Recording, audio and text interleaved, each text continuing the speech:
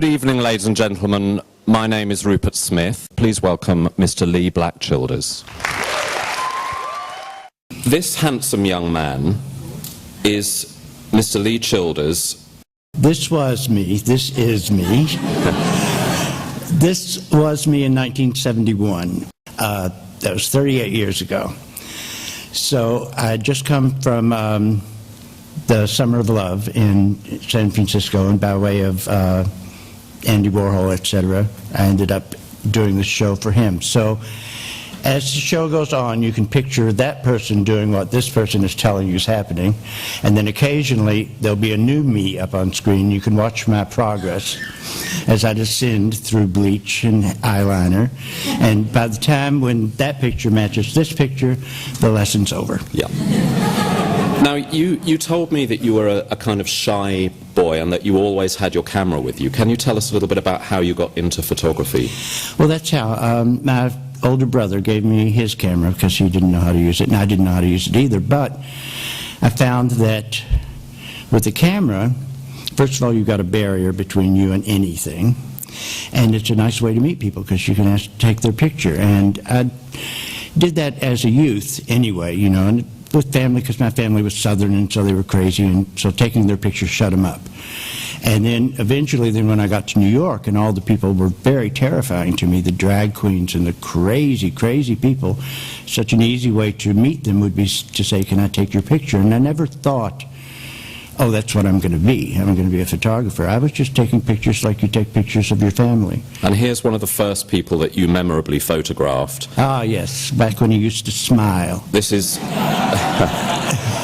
the very, very rare, possibly only shot of Lou Reed smiling, 1969, and tell us what Lou was doing at the time. Well, there was a place called Max's Kansas City in New York where Andy Warhol's factory was right across Union Square from this restaurant, and so they would go, the people from the factory would go there to eat afterwards, and they were very insane, bizarre people, and they misbehaved frequently. So the owner of the restaurant opened up a hidden back room where those people could go and sit. And if you were a normal customer and someone asked you to sit in this back room, which was past the toilets, past the kitchen, past the phone booths, you'd be insulted. But the Andy Warhol crowd were thrilled. They had their own little room where they could just do whatever they wanted. Well, as life went on, then everyone ran up a huge tab, everyone owed money and all that kind of thing. And Lou Reed being one of them also was, he had a hard time with his parents. They were forever locking him up for being crazy and things. And so there was one summer when he had no money, nothing to do, and so Mickey Ruskin, the owner of Max's Kansas City, said, the upstairs room is just empty, nothing's there but boxes. Let's put a stage in there and perform. So Lou Reed, the Velvet Underground had already broken up by this time, 1969, but he kind of put together something that people lovingly called the Velveteens, and he did every night, well, 6 nights a week for the whole summer of 1969. He performed up there, and it kind of got him back into being a musician, got everyone interested in him, and relaunched his career, hence the smile. Yes. Here's a little picture of the back room at Max's. You can see that getting your breasts out was really the order of the day. This is a pretty typical night in the back room, I guess. That's pretty much how it looked. Breasts out was very common. There was a lady named Andrea Feldman who would scream "Showtime," and the whole back room would then stop while she got onto the table and took off all her clothes and sang and danced, "Everything's coming up roses," and then she'd pour champagne over herself and over other people and dance around. And the owner of the restaurant, which was still operating as a real restaurant out front, he'd come back, he'd hear the noise, and he'd come back and he'd look, and Andrea would be naked, covered with salad dressing, and he'd just nod and smile and make sure no one was dead, and then he'd walk away again. Yeah.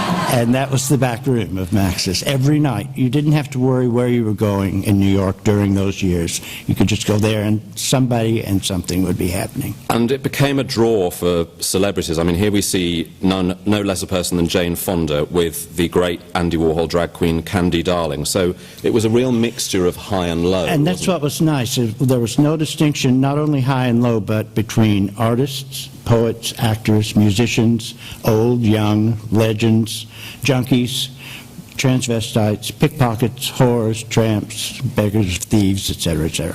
Just all lumped in together and all very equal in the eyes of the waitresses and the owners and each other. So you never knew who was going to be just sitting together almost by accident, and great things came out of it. A lot of people, I think, launched their career. In fact, a whole lot of people launched their career because of that back room, because they found out there were other people like them, and you could do whatever you wanted to do and no one would stop you.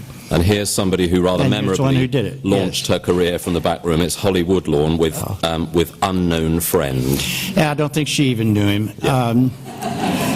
Yes, that's typical back room. Hello, darling, what have you got? Do you have any speed? And poppers, let me see what's in your purse. And it was constant activity, but it wasn't frantic, it wasn't staged, it was like you were going home when you went there. Everyone was, and of course Bridget Polk would sit at the big front round table at the front with her hypodermic needle. All this is true, the legends you've heard, and as you'd walk by, she'd just stab you, wouldn't even look at you, just stab you with the needle. The plunger would go in and you'd know that you were on your way up. And that was what kind of fueled the back room. Then everyone was speeding. The whole city was speeding during that time period, especially like from 69 to 75. The Southbank Centre does not endorse this behaviour. Oh, yes. Everyone but me. Yeah, exactly. And the craziness wasn't just limited to the club. This is Holly Woodlawn taking what looks like Holy Communion from a very young Wayne County, and Holly's boyfriend Johnny. Now, you shared a flat with these people. Yes, so I mean, this is an example of Jackie Curtis said, to be a woman on the stage, you have to be a woman on the streets. And that's Holly's version of being a woman on the streets.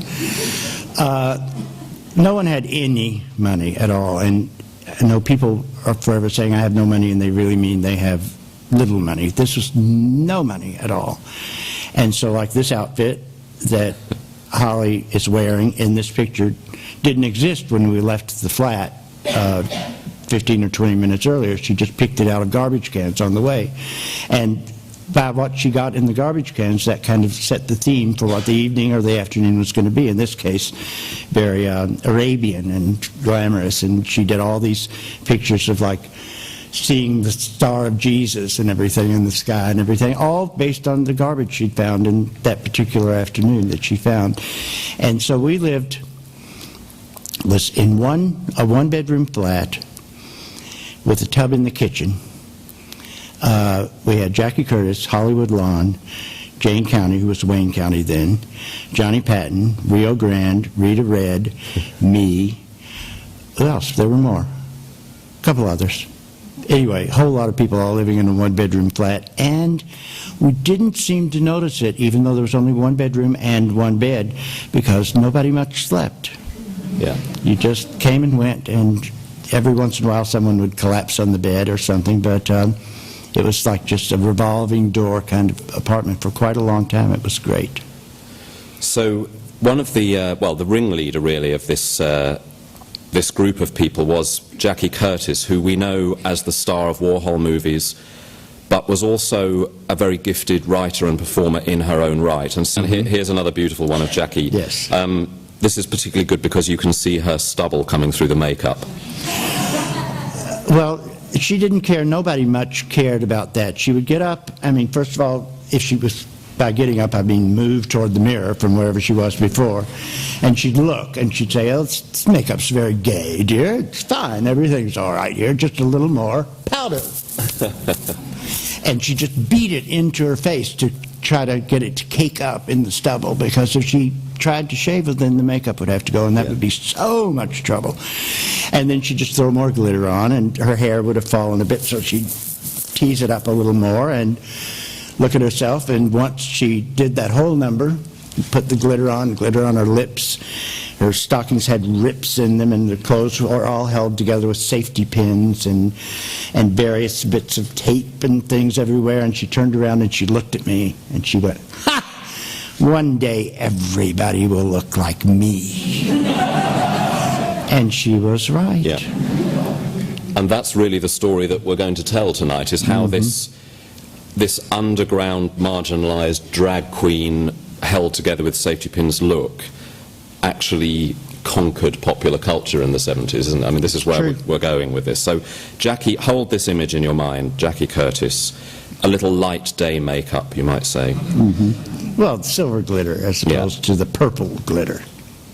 Now, I wanted to show some of the other things and people that were around at this time. Yeah, wasn't he cute? Wasn't he cute? Here's Iggy on, I think you said, his first ever trip to New York City. That was his first show in New York City at a place called Ungano's. There was no stage at all. He was just performing on the floor. Oh, yes, you can see. And you can see the audience kind of standing and sitting all around him. It was almost, a lot of them were sitting cross-legged, and he'd be like a foot from him, singing to him and stuff. He still was really Iggy. He still did the flips and the flops and the whole gymnastic number. But yeah, as you can see, he was quite a beauty then. And at one point, right there I was, 2 feet from him, and he just turned and looked at the camera in the middle of the show, and then the show went on. And Andy was a great support, a great encourager of you as a photographer, was he not? Yes, I mean, as I mentioned before, I never thought of being a photographer. I never thought this is my career. But I was just taking pictures. And then I'd set up a little weird little darkroom in the famous kitchen with the tub in it. Well, the tub became the darkroom too.